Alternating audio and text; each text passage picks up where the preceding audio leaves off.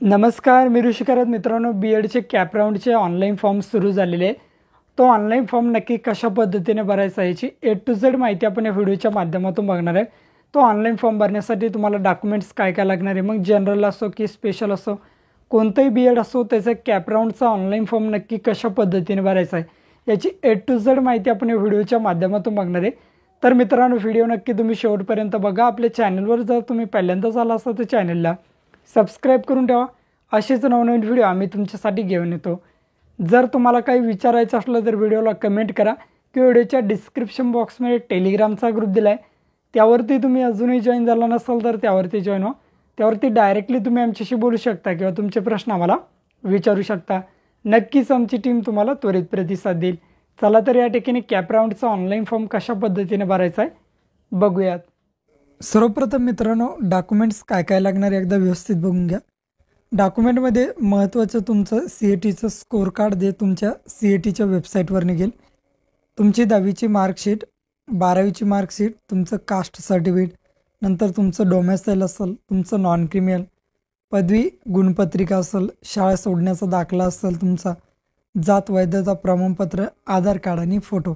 जर कॅटेगरीमधून तुम्हाला फॉर्म भरायचा असेल तर कास्ट व्हॅलिडिटी तुमच्याकडे असणं गरजेचं आहे.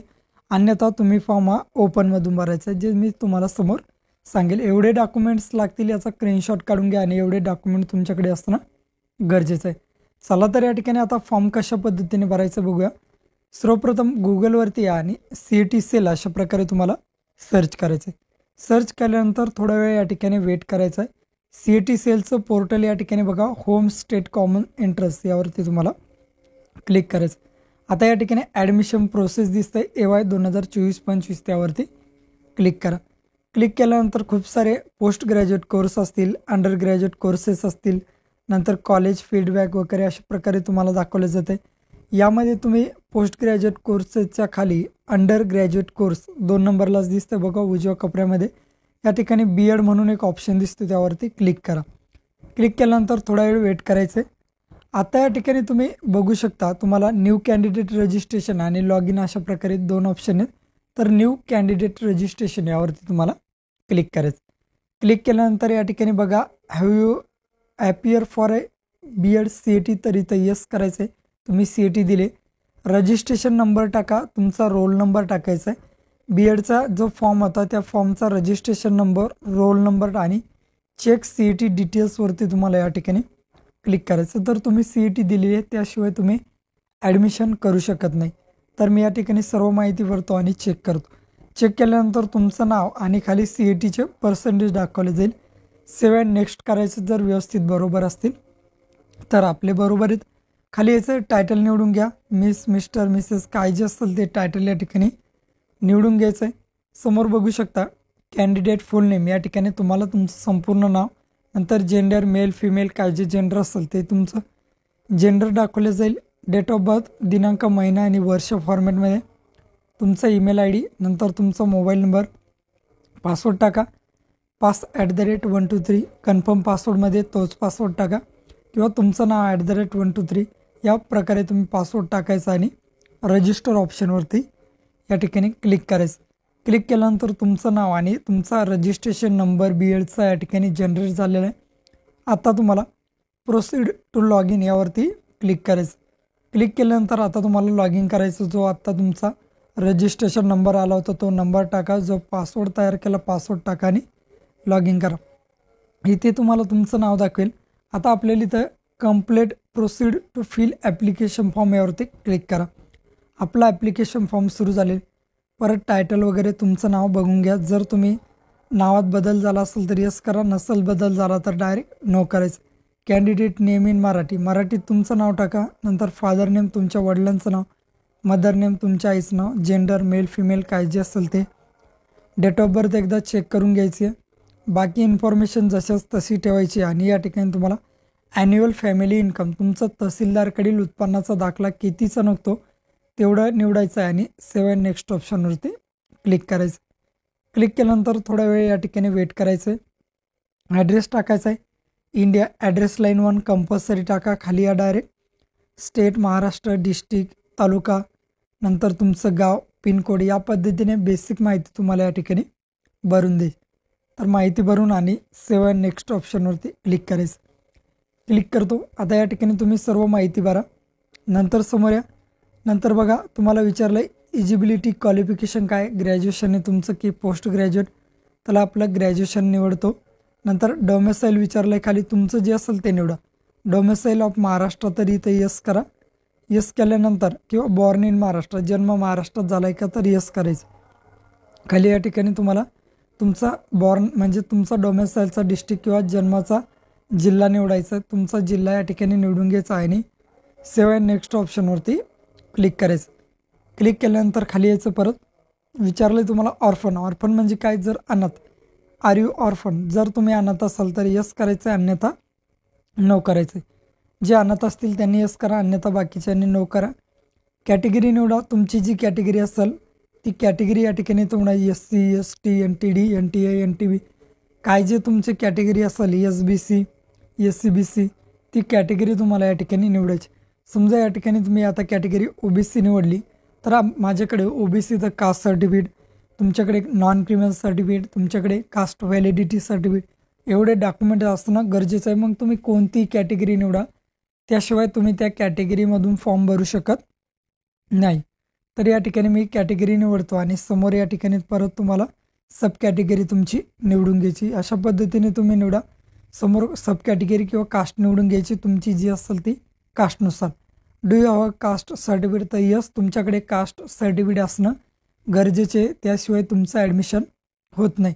नंतर डिस्ट्रिक्ट ऑफ कास्ट सर्टिफिकेट, कोणत्या जिल्ह्यामध्ये तुमचं कास्ट सर्टिफिकेट काढलेलं आहे तो जिल्हा या ठिकाणी तुम्हाला निवडायचा आहे. मी या ठिकाणी तो जिल्हा निवडून घेतो. नंतर do you have a caste validity certificate, तुमचं कास्ट व्हॅलिडिटी सर्टिफिकेट आहे का विचारलं आहे. या ठिकाणी सुद्धा तुम्हाला यस करायचं, अन्यथा तुम्ही कॅटेगरीमधून फॉर्म भरू शकत नाही. नॉन क्रिमिनल सर्टिफिकेट इथं सुद्धा यस करा, तुम्हाला नॉन क्रिमिनल सर्टिफिकेटसुद्धा लागणार आहे. खाली यायचं आहे. नंतर do you belongs to minority category, म्हणजेच काय तर अल्पसंख्याक कॅटेगरीमधून तुम्ही येतात का. जर तुम्ही येत असाल तर या ठिकाणी यस करायचं आहे. यस केल्यानंतर मग भाषिक अल्पसंख्याक आहे की धार्मिक अल्पसंख्याक आहे ते या ठिकाणी निवडायचं आहे. नसाल अल्पसंख्याक तर डायरेक्ट नो करा आणि सेव्ह अँड नेक्स्ट ऑप्शनवरती या ठिकाणी क्लिक करायचं. क्लिक केल्यानंतर विचारलं आहे are you person with disability, तुम्ही अपंग आहात का विचारलं आहे. जर तुम्ही या ठिकाणी अपंग असाल तर यस करायचं आहे, नसाल तर या ठिकाणी डायरेक्ट तुम्हाला नो करायचं आहे. तुमच्या अकॉर्डिंग यस नो काय जे असेल ते तुम्ही बेसिक माहिती आहे त्या माहितीनुसार तुम्हाला या ठिकाणी निवडायचं. जे अपंग असतील ते यस करा, जे नसतील त्यांनी या ठिकाणी नोवरती क्लिक करा. नंतर विचारलं खाली आर यू एक्स सर्व्हिसमॅन, जर अपंग असेल तर मग समोर टाईपसुद्धा तुम्हाला निवडावं लागेल, कोणताही तो टाईप निवडायचा, नसेल तर डायरेक्ट नो करायचं. नंतर खाली विचारलं एक्स सर्व्हिसमॅन आहात का, तुम्ही एक्स सर्व्हिसमॅन आहात का विचारलं आहे किंवा ॲक्टिव्ह सर्व्हिसमॅन आहात का विचारलं आहे. जर असाल तर यस करायचं आहे, अन्यथा डायरेक्टली या ऑप्शनला तुम्हाला नो करायचं आहे आणि सेव्ह अँड नेक्स्ट ऑप्शनवरती या ठिकाणी तुम्हाला क्लिक करायचं. तर मी दोन्हीसुद्धा निवडतो आणि सेव्ह करतो. सेव्ह केल्यानंतर समोर या ठिकाणी तुम्ही बघू शकता आता तुम्हाला तुमची बेसिक इन्फॉर्मेशन भरत आलेली. आता या ठिकाणी दोन्हीसुद्धा ऑप्शन निवडल्यानंतर परत सेव्ह करून घ्या. सेव्ह केल्यानंतर या ठिकाणी तुम्हाला विचारलं आहे कवी कुलगुरू कालिदास संस्कृत युनिव्हर्सिटीमध्ये तुम्ही या ठिकाणी ॲडमिशन घेऊ इच्छिता किंवा ॲप्लाय करू इच्छिता का. जर ॲप्लाय करायचं असेल तर यस करायचं, अन्यथा डायरेक्ट नो करायचं. आपल्याला ॲप्लाय नाही करायचं म्हणून मी या ठिकाणी नो करतो. नंतर विचारलं आहे do you want to apply for a special education BEd, या ठिकाणी मूक बधीर वगैरे जे मुलं असतात ते स्पेशल एज्युकेशन BEd म्हणतात. त्या कॉलेजला तुम्हाला ॲडमिशन किंवा ॲप्लाय करायचं असेल तर यस करायचं, अन्यथा नो करायचं. तर ज्यांना यस करायचं ते यस, बाकीच्यांनी नो करायचं. तर आपल्याला या ठिकाणी नो करायचं आहे आणि सेव्ह अँड नेक्स्ट ऑप्शनवरती क्लिक करायचं. नंतर विचारलं क्वालिफिकेशन. क्वालिफिकेशनमध्ये सर्वप्रथम SSC HSC ग्रॅज्युएशन या पद्धतीने टाकायचं आहे. तर मी SSC निवडतो आणि ॲड क्वालिफिकेशनवरती क्लिक करतो. आता या ठिकाणी बोर्ड किंवा स्टेट विचारलं आहे तुम्हाला, तुमचं स्टेट या ठिकाणी तुम्हाला निवडून घ्यायचं आहे. नंतर विचारलं आहे स्टेट निवडल्यानंतर बोर्ड नेम, तुमच्या बोर्डचं नाव का होतं 10वीच्या ते बोर्डचं नाव.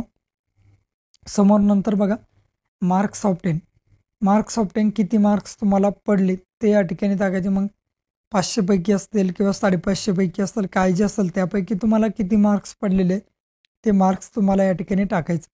नंतर आउट ऑफ मार्क, कितीपैकी तुम्हाला मार्क पडले, समजा तुम्हाला 550 पैकी पडले किंवा 600 पैकी पडलेत की 400 पैकी पडलेत, या पद्धतीनं तुम्हाला ते निवडायचं आहे. तेवढे मार्क्स तुम्हाला किती पैकी पडले, समजा तुम्हाला 438 पडले 500 पैकी, या पद्धतीने टाकायचे. पर्सेंटेज ऑटोमॅटिकली येते. सीट नंबर टाका, पासिंग मंथ आणि इयर, कोणत्या वर्षी 10वी तुम्ही पास झाला तो महिना आणि वर्ष निवडायचं आहे आणि सेव्ह अँड नेक्स्ट ऑप्शनवरती तुम्हाला या ठिकाणी क्लिक करायचं. मी इन्फॉर्मेशन भरून घेतो आणि सेव्ह करतो. सेव्ह केल्यानंतर परत याच पद्धतीने आता आपल्याला HSC म्हणजेच 12वीच्या मार्कशीटनुसार तुमचे मार्क भरायचे. तर ॲड क्वालिफिकेशनवरती क्लिक करा. क्लिक केल्यानंतर परत थोडा वेट करा. आता या ठिकाणी सिलेक्ट कोर्स, आता या ठिकाणी तुम्हाला बेस्ट 5 ॲप्लाय होत नाही, त्यामुळे जसं तुमच्या मार्कशीटवर असेल त्याच पद्धतीने मार्क्स तुम्हाला टाकायचे आहेत. या ठिकाणी HSC निवडून घ्या, सिलेक्टेड कोर्स. नंतर विचारलं आहे बोर्ड किंवा स्टेट, या ठिकाणी तुमचं बोर्ड कोणतं होतं, महाराष्ट्र स्टेट बोर्ड या कोणतं स्टेट बोर्ड होतं, सॉरी तुमचं स्टेट निवडून घ्यायचं आहे. नंतर बोर्ड नेम, बोर्ड नेममध्ये तुमचं महाराष्ट्र स्टेट बोर्ड आहे की CBSE, काय जे बोर्ड असेल ते बोर्ड तुम्हाला या ठिकाणी निवडून घ्यायचं आहे. तर मी या ठिकाणी महाराष्ट्र स्टेट बोर्ड निवडतो. परत आता खाली यायचं पासिंग मंथ आणि कोणत्या वर्षी तुम्ही 12वी पास झाला ते निवडायचं आहे. तुमचा महिना कोणता होता आणि वर्ष कोणतं होतं या पद्धतीने निवडायचं आहे मार्कशीटवर बघून. 12वीचा तुमचा पासिंग मंथ आणि इयर टाकायचं आहे. नंतर टाकल्यानंतर या ठिकाणी तुम्ही बघू शकता समोर तुम्हाला तुमचा सीट नंबर टाकायचा. 12वीचा सीट नंबर टाका. खाली 12वीला ऑप्टेन मार्क्स, तुम्हाला 12वीला किती मार्क्स पडले ते मार्क्स या ठिकाणी टाका. आउट ऑफ मार्क्स, कितीपैकी मार्क्स तुम्हाला या ठिकाणी पडले ते या ठिकाणी टाकायचे आहेत. आणि खाली स्ट्रीम निवडायचे, आर्ट, कॉमर्स, सायन्स, काय जे झालेलं असेल तुमचं या ठिकाणी ते निवडायचं, किंवा व्हॅकेशनल कोर्स वगैरे असेल काय जे असेल ते निवडा. तर आपलं सायन्स आहे म्हणून मी सायन्स निवडतो आणि सेव्ह अँड नेक्स्ट ऑप्शनवरती या ठिकाणी क्लिक करतो. आता 10वी झाले, 12वी झाले. आता तुमचं ग्रॅज्युएशनच्या डिटेल परत पहिल्यासारखाच ग्रॅज्युएशनवरती येईल. तिथं ॲड क्वालिफिकेशन म्हणून तुम्हाला येईल, त्या ॲड क्वालिफिकेशनवरती तुम्हाला या ठिकाणी आता क्लिक करायचं. तुमचं ग्रॅज्युएशन आहे की पोस्ट ग्रॅज्युएट ते निवडा आणि ॲड करायचं. तर आपलं ग्रॅज्युएशन मी ॲड करतो. आता प्रोग्राम लेवलच्या खाली समोर डिग्री नेम विचारलं आहे तुमचं, कोणती डिग्री तुमची, BA, BSc, काय जे असेल ते तुमचं तुम्हाला या ठिकाणी, किंवा BCS, तुमचं जे असेल ते या ठिकाणी तुम्हाला डिग्री निवडून घ्यायची. जी तुमची डिग्री ती डिग्री निवडा. डिग्री निवडल्यानंतर समोर यायचं युनिव्हर्सिटी स्टेट, कोणत्या युनिव्हर्सिटीमध्ये तुमचे या ठिकाणी होतं, महाराष्ट्र होतं की कोणत्या अदर स्टेटमध्ये होतं ते निवडायचं. तर या ठिकाणी मी महाराष्ट्र राज्य आपलं या ठिकाणी निवडून घेतो. नंतर महाराष्ट्रामध्ये कोणती युनिव्हर्सिटी होती ती युनिव्हर्सिटी तुम्हाला या ठिकाणी निवडायची. A to Z युनिव्हर्सिटी तुम्हाला या ठिकाणी दाखवलेली आहे. त्यामध्ये तुम्हाला तुमची यशवंतराव चव्हाण ओपन युनिव्हर्सिटी असेल किंवा संत गाडगेबाबा असेल किंवा स्वामी रामानंद तीर्थ असेल, जी युनिव्हर्सिटी तुमची असेल ती तुम्हाला निवडायची.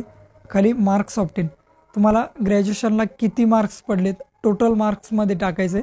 टोटल मार्क्स तुम्हाला किती पडले ग्रॅज्युएशनला ते टाका. नंतर आउट ऑफ मार्क्स, कितीपैकी मार्क्स तुम्हाला पडले ते या ठिकाणी टाकायचे. पर्सेंटेज ॲटोमॅटिकली समोर कॅल्क्युलेट होऊन येतील.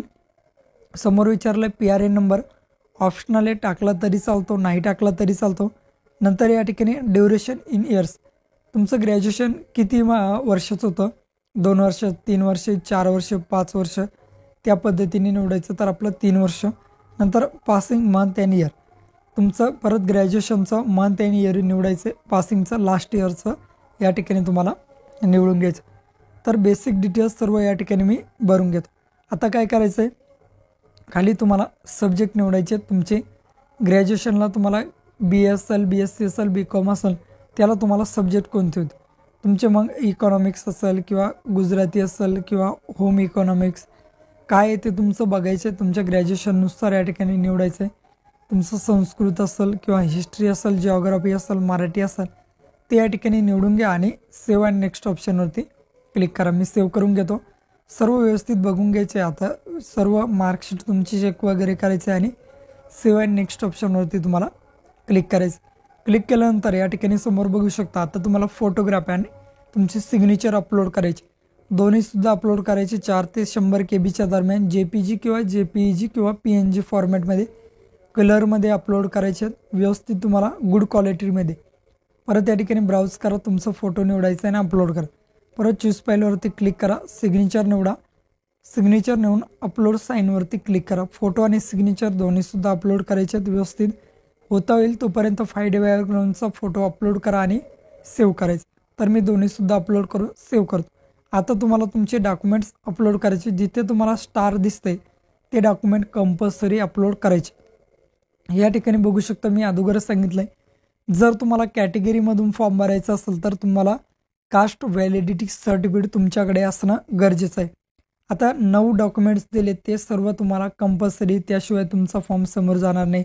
तुमचा ॲप्लिकेशन फॉर्म असेल, CITचा स्कोर कार्ड असेल, डोमेसाईल असेल, caste certificate, caste validity certificate, non criminal असेल, 10वीची मार्कशीट, 12वीची मार्कशीट, तुमचं ग्रॅज्युएशनची मार्कशीट, या पद्धतीने तुम्हाला अपलोड करत घ्यायचं। आता बघा मी अपलोड करतो। मी ॲप्लिकेशन फॉर्म आणि CITचं स्कोर कार्ड दोन्हीसुद्धा अपलोड केले।